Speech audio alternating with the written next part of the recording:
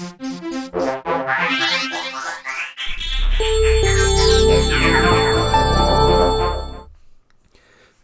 welcome back to the Hill of Truth, and first up we've got the Toyota Fortuner. It's got all-terrain tyres. We don't have the rear locker engaged here, so you can see that the front right wheel is going to drop into that hole, and Toyota's really good brake traction control is going to put enough torque over to the front left and rear right to pull it up. Again, kind of cross axle there, and up the vehicle goes. Yes, it's got all-terrains, but really what's doing the job there is Toyota's excellent brake traction control. Now this time we've got the rear locker in, and that disables traction control on the front axle. So see the difference that makes here. So what happens is that front right wheel drops into the hole, and both rear wheels spin, and the front left wheel spins, front right spins, but there's no torque going to the front left, so the car doesn't go anywhere. Now I've got the Pajero Sport, centre diff locked, rock mode, and we don't have the rear locker in. Pajero Sport's not bad on the traction control front. You can see it sort of pulls through fairly nicely there. Gets into that hole, and it just needs a bit more revs to pull itself up a bit, but doesn't quite manage it. So now we just put the rear locker in, and you can see there again both rear wheels spinning, front right not happening. So just goes to show that traction control on all four wheels is generally better on this hill than having just a rear locker in. Now we've got a Suzuki Grand Vitara, the rare 3.2 V6 model.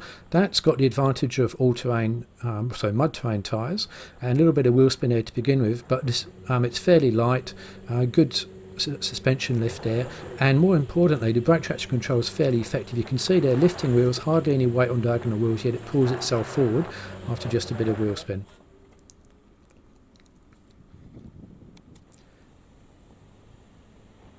Now we've got a rare car, the Haval H9. This has got its rear locker in, standard Cooper AT3s, and very good brake traction control. So you can see there it comes through the hole, just pulls itself through without too much drama at all, and barely any wheel spin, just a really effective electronic system there.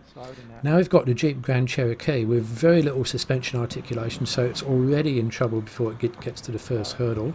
And now as soon as that wheel goes in there, really that brake traction control is not effective. There's very little suspension travel, so it's in all kinds of difficulty there, and that's with the auto rear lock on and rear mode. So we take it up a bit quicker, and it sort of gets past that bit a bit, and you can see that the rear lock is kind of working there, but there's just no torque going to the front left wheel, so it's really not going to have a good time of it on this hill.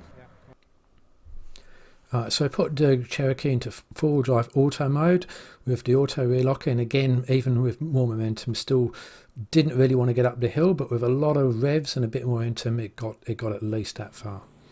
So now we've got a Jeep Wrangler JKU Unlimited, not the Rubicon version.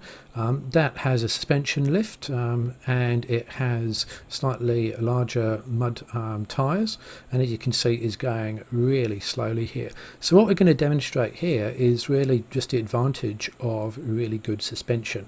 Now you can see here that, and also tyres, so wheels into the dip, and it's spinning a little bit, and just a little bit of revs allows the brake traction control to send torque over to the left wheel, and up the vehicle comes. Now what's happening here is that the Jeep traction control on the JKU is pretty good. It's not exceptional, it's not like Land Rover or Toyota, they have improved again in the JL, but just the suspension travel is really helping out the JKU here, and the tyres are helping out a bit as well. So it's the combination of suspension, pretty good traction control, and good tyres is allowing it to come up the hill as slowly as it does.